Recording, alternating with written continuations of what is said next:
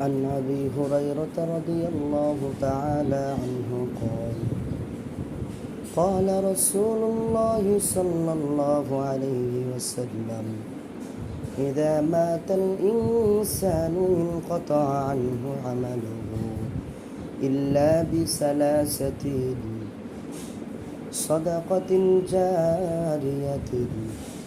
أو علم ينتفع به أو ولد صالح يدعو له আবু হুরায়রা রাদিয়াল্লাহু তাআলা আনহু থেকে বর্ণিত তিনি বলেন রাসূল আকরাম সাল্লাল্লাহু আলাইহি ওয়াসাল্লাম ফরমান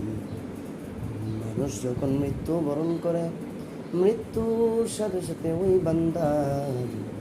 আমলের সবের দরজাগুলো বন্ধ হয়ে যান, কিন্তু তিনটি আমল এমন আছে যে তিনটি আমল বান্দা যদি জীবিত থাকা অবস্থায় যদি করে যান, কবরে শুয়ে শুয়ে আমলগুলোর মাধ্যমে তার আমল নামাই সবগুলো বুঝতে থাকবে। নবীজি বলেন এক নাম্বার হলো সাদাকাতুন জারিয়াতিন, এক নাম্বার হলো সাদকায়ে জারিয়া।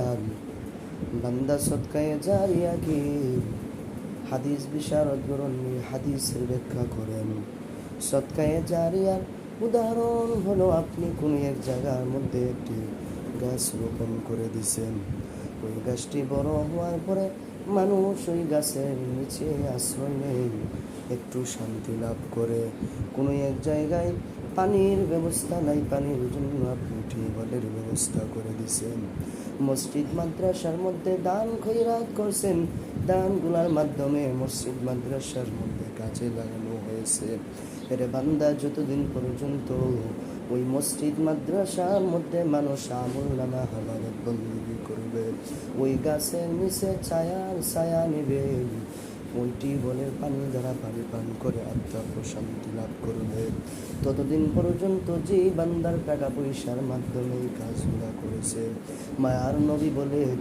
ওই বান্দা কবরে শুয়ে শুয়ে সবগুলো পাবে। দুই নাম্বার নবীজি বলেন আও ইলমিন ইউনতাফাউ বিহি, দুই নাম্বার হলো এমন আলেম যার দ্বারা মানুষের কল্যাণ সাধিত হয়,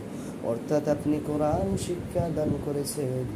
নিজে শিক্ষা করে অপরকে শিক্ষা দান দিলেন,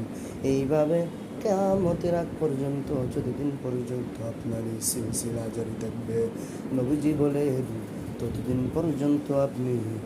কবরে